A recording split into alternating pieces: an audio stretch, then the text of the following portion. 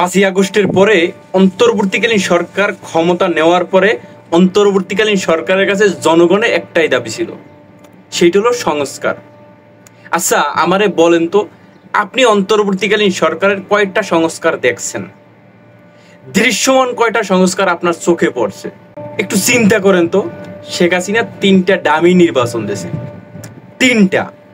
Last যে 2024 সালের 7ই জানুয়ারি নির্বাচন দিল, আমি এবং ডামি নির্বাচন, সেই ডামি নির্বাচন স্বতঃস্ফূর্তভাবে সফল হওয়ার জন্য যারা সাহায্য এবং সহযোগিতা করছে, প্রত্যক্ষ এবং পরোক্ষভাবে যারা সাহায্য সহযোগিতা করছে, তাদেরকে কি এই সরকার আইনের আওতায় আনছে? বাংলাদেশে 64টা জেলা, 64টা জেলায় 64টা জেলা প্রশাসক আছে, 64 জন DC, ADC, SP, OC, IG আছে না?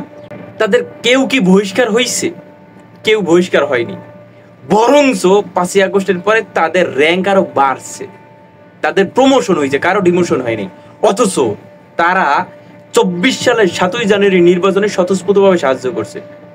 সেনাবাহিনীকে দিয়া একটা আমি এবং ডামির নির্বাচন সফলভাবে তারা উঠাই এনেছে।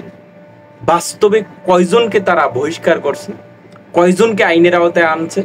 এই যে প্রিজাইডিং অফিসার, রিটার্নিং অফিসার, এই যারা যারা আছে এই নির্বাচনের সাথে জড়িত, কয়জনকে আইনের আওতায় আনছে বলেন আমাকে। তাহলে সংস্কারটা কোথায়? এই দেশে আগামীতে যারা ক্ষমতায় যাইবে তারা যে স্বৈরাচার হইবে না, এটার প্রমাণ কি?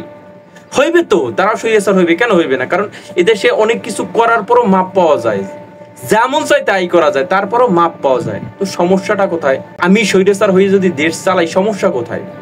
সমস্যা তো নাই।